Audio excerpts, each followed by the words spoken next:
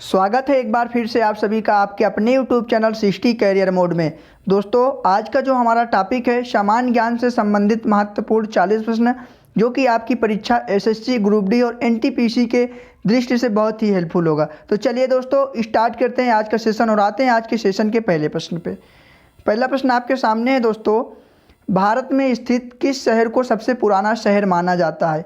आपको ये बताना है कि भारत में स्थित किस शहर को सबसे पुराना शहर माना जाता है, तो वो है वाराणसी। ठीक है, ऑप्शन बी आपका राइट उत्तर होगा।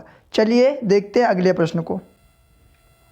अगला प्रश्न कहता है निम्नलिखित में से कौन सा प्रांत तीन ओर से बांग्लादेश से घिरा हुआ है?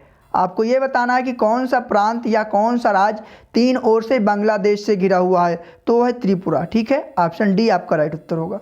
चलिए देखते हैं अगले प्रश्न को। अगला प्रश्न कहता है एक बिस्वा का एक बीघा से क्या अनुपात है?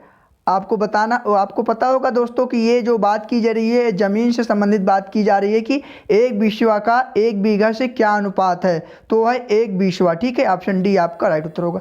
एक बिस्वा का जो एक बीघा से अनुपात है वो है एक बीसवा। ऑप्शन डी आपका राइट उत्तर होगा। चलिए देखते हैं हम लोग अगले प्रश्न को। अगला प्रश्न कहता है भू कृषि का रिकॉर्ड कौन सा है? आपको बताना है कि भू कृषि का जो रिकॉर्ड होता है वो कौन सा होता है, वो होता है खतौनी दोस्तों। ऑप्शन डी आपका राइट उत्तर होगा। जो खतौनी होता है वो भू कृषि का रिकॉर्ड होता है। ठीक है दोस्तों, आपको याद रखना है। चलिए अगले प्रश्न को देखते हैं हम लोग। अगला प्रश्न कहता है उत्तर मध्य रेलवे का मुख्यालय कहाँ स्थित है? उत्तर मध्य रेलवे का मुख्यालय कहाँ स्थित है दोस्तों? तो उत्तर मध्य रेलवे का मुख्यालय जो स्थित है वो है इलाहाबाद में। ठीक है, ऑप्शन बी आपका राइट उत्तर होगा। चलिए देखते हैं हम लोग अगले प्रश्न को। अगला प्रश्न कहता है चोलामू झील किस राज्य में है? किस झील की बात की जा रही है यहाँ पे? चोलामू झील की बात की जा रही है कि चोलामू झील किस राज्य में है, तो चोलामू झील जो है वो सिक्किम राज्य में। ठीक है, ऑप्शन सी आपका राइट उत्तर होगा। चलिए हम लोग अगले प्रश्न को देखते हैं। अगला प्रश्न कहता है भारत के किस राज्य में सर्वाधिक सीमेंट का उत्पादन होता है? आपको ये बताना है कि भारत में जो राज्य है किस राज्य में सबसे ज़्यादा सीमेंट का उत्पादन होता है, तो वो होता है राजस्थान में। ऑप्शन बी आपका सही उत्तर होगा। चलिए अगले प्रश्न को देखते हैं। अगला प्रश्न कहता है औरंगजेब के समय सूबों की संख्या कितनी थी? औरंगजेब के समय सूबों की संख्या कितनी थी? तो 20 थी। ठीक है, औरंगजेब के समय सूबों की संख्या 20 थी। ऑप्शन ए आपका सही उत्तर होगा। चलिए अगले प्रश्न को देखते हैं। अगला प्रश्न कहता है आत्मीय सभा के संस्थापक कौन थे? आत्मीय सभा के संस्थापक कौन थे? तो वो थे राजा राम मोहन राय। ऑप्शन डी आपका राइट उत्तर होगा। चलिए अगले प्रश्न को देखते हैं। अगला प्रश्न कहता है जॉर्ज यूल ने किस वर्ष कांग्रेस के अधिवेशन की अध्यक्षता की थी? जॉर्ज यूल ने किस वर्ष कांग्रेस की अधिवेशन की अध्यक्षता की थी? तो वो किए थे 1888 में। ऑप्शन बी आपका राइट उत्तर होगा। चलिए हम लोग देखते हैं अगले प्रश्न को। अगला प्रश्न कहता है पंडित शिव कुमार शर्मा निम्नलिखित में से किससे संबंधित हैं? पंडित शिव कुमार शर्मा जो संबंधित हैं वो संतूर से। ठीक है, तो पंडित शिव कुमार शर्मा संतूर वादक हैं। ठीक है, ये भी प्रश्न आपको याद रखना है, इंपॉर्टेंट प्रश्न है। चलिए देखते हैं अगले प्रश्न को। नेक्स्ट प्रश्न कहता है अदरक के खाने योग्य भाग है। आपको सभी को पता होगा दोस्तों कि जो अदरक का खाने योग्य भाग होता है वो कौन सा भाग खाया जाता है अदरक का? ठीक है, तो वो खाया जाता है तना। ऑप्शन ए आपका सही उत्तर होगा।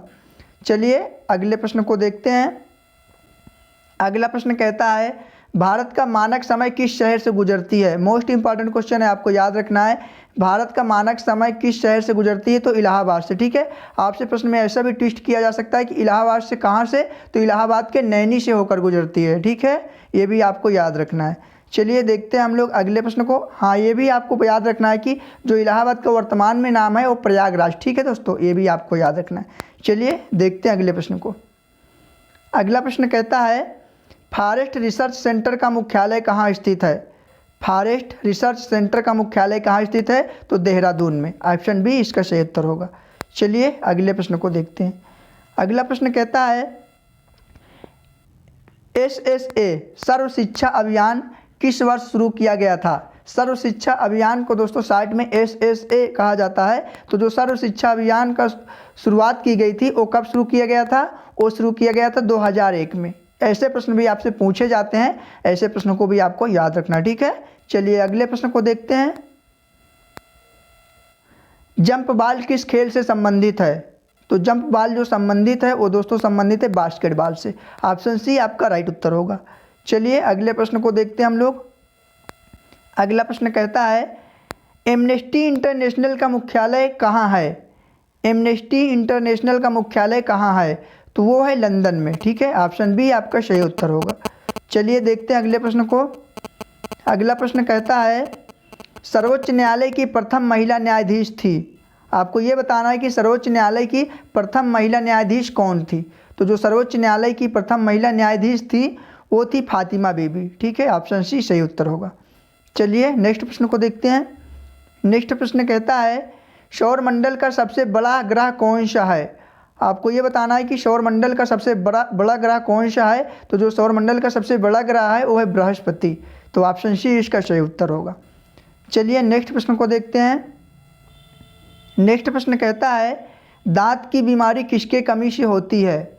दांत की बीमारी किसकी कमी से होती है? तो जब फ्लोरीन की कमी हो जाती है दोस्तों तो दांत की बीमारी होती है, ठीक है। किसकी कमी से? फ्लोरीन की कमी से। Option B is the right answer. चलिए हम लोग देखते हैं नेक्स्ट प्रश्न को।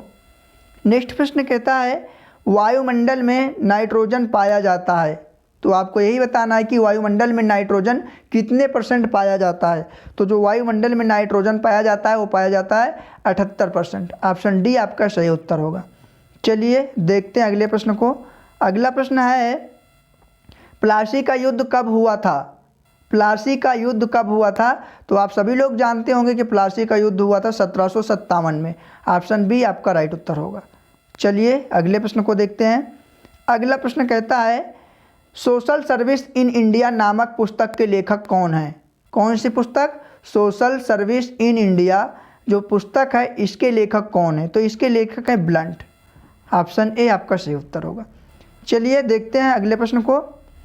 अगला प्रश्न कहता है निम्नलिखित में किस ध्वनि तरंगों को मानव का कान नहीं सुन सकता है? आपके सामने 4 ऑप्शन है, आपको ये बताना है कि कौन सी ध्वनि तरंगे हैं जो मानव की कान नहीं सुन सकती, ठीक है। तो प्रसरव तरंग मानव की कान नहीं सुन सकती, ठीक है। तो ऑप्शन सी आपका सही उत्तर होगा।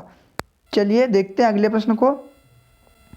अगला प्रश्न कहता है निम्नलिखित में से किसे कंप्यूटर का मस्तिष्क कहा जाता है? तो कंप्यूटर का मस्तिष्क किसे कहा जाता है? CPU को, ठीक है, CPU को। नेक्स्ट देखते हैं हम लोग। नेक्स्ट प्रश्न कहता है प्राकृतिक गैस में हाइड्रोजन का कितना % है? आपको ये बताना है कि जो प्राकृतिक गैस है उसमें हाइड्रोजन कितने % है। तो प्राकृतिक गैस में हाइड्रोजन पाई जाती है 95%। 95 ऑप्शन बी में है। ऑप्शन बी आपका सही उत्तर होगा। नेक्स्ट देखते हैं हम लोग। नेक्स्ट प्रश्न कहता है जल गैस में कार्बन मोनोऑक्साइड का कितना % है? किस गैस में? जल गैस में आपको बताना है कि कार्बन मोनोऑक्साइड कितने % होती है। तो जल गैस में कार्बन मोनोऑक्साइड का % होता है 50%, ठीक है। ऑप्शन सी इसका सही उत्तर होगा। देखते हैं नेक्स्ट प्रश्न को। नेक्स्ट प्रश्न कहता है बोस इंडिकस किस जानवर का वैज्ञानिक नाम है? बोस इंडिकस किस जानवर का वैज्ञानिक नाम है? तो बोस इंडिकस जो नाम है गाय का, ठीक है। गाय का जो वैज्ञानिक नाम है वो है बोस इंडिकस, ठीक है। तो ऑप्शन डी आपका राइट उत्तर होगा। चलिए देखते हैं हम लोग नेक्स्ट प्रश्न को। नेक्स्ट प्रश्न कहता है वनस्पति विज्ञान का जनक किसे कहा जाता है? वनस्पति विज्ञान का जनक किसे कहा जाता है? तो थियोफ्रेस्टस, ठीक है। थियोफ्रेस्टस को वनस्पति विज्ञान का जनक कहा जाता है। देखते हैं नेक्स्ट प्रश्न को। नेक्स्ट प्रश्न कहता है प्रथम विश्व युद्ध कब समाप्त हुआ?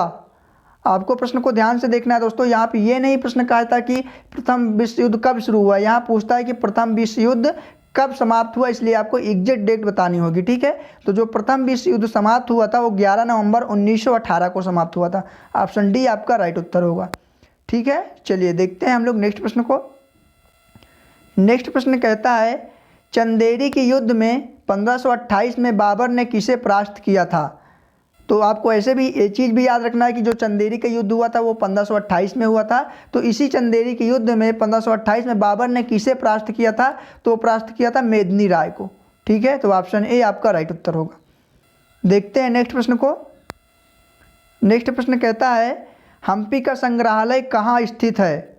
हम्पी का संग्रहालय कहाँ स्थित है? तो वो स्थित है कर्नाटक में। ऑप्शन सी इसका सही उत्तर होगा। चलिए अगले प्रश्न को हम लोग देखते हैं। अगला प्रश्न कहता है टाइगर वुड्स किस खेल से संबंधित है?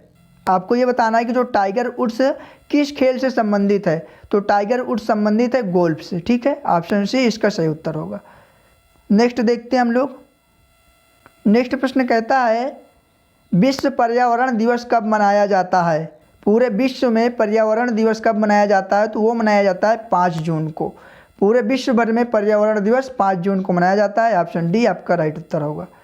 चलिए हम लोग देखते हैं नेक्स्ट प्रश्न को। नेक्स्ट प्रश्न कहता है HIV किस रोग से संबंधित है? HIV किस रोग से संबंधित है? तो HIV जो रोग से संबंधित है वो है एड्स। ठीक है, चलिए देखते हैं अगले प्रश्न को। अगला प्रश्न कहता है वर्धा आंदोलन किससे संबंधित है?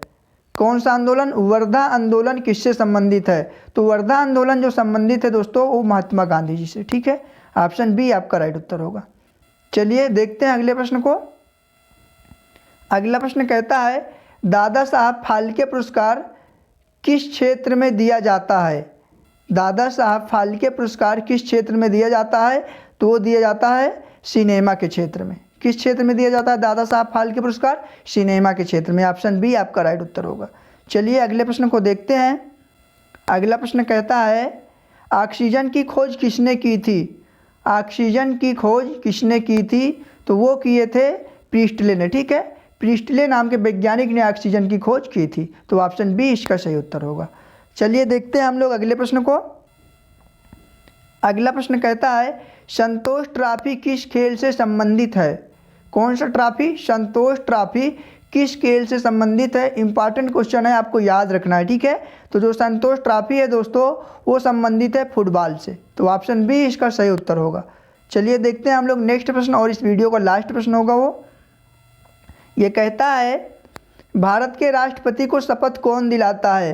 तो आपको बताना है कि भारत के राष्ट्रपति को शपथ कौन दिलाता है। मुख्य न्यायाधीश, प्रधानमंत्री, राज्यपाल या तो उपराष्ट्रपति। जो भारत के राष्ट्रपति को शपथ दिलाता है दोस्तों वो दिलाता है भारत का मुख्य न्यायाधीश। ठीक है, तो ऑप्शन ए आपका राइट उत्तर होगा। जो भारत का मुख्य न्यायाधीश होता है वही भारत के राष्ट्रपति को शपथ दिलाता है। ठीक है दोस्तों, तो आशा करता हूँ कि ये वीडियो आपको पसंद आई होगी। यदि दोस्तों पसंद आई है तो वीडियो को लाइक करिएगा, कमेंट करिएगा और शेयर जरूर से जरूर करिएगा। चैनल को जरूर से भी सब्सक्राइब करिएगा। फिर हम लोग मिलते हैं आप सभी से नेक्स्ट सेशन में। Thank you.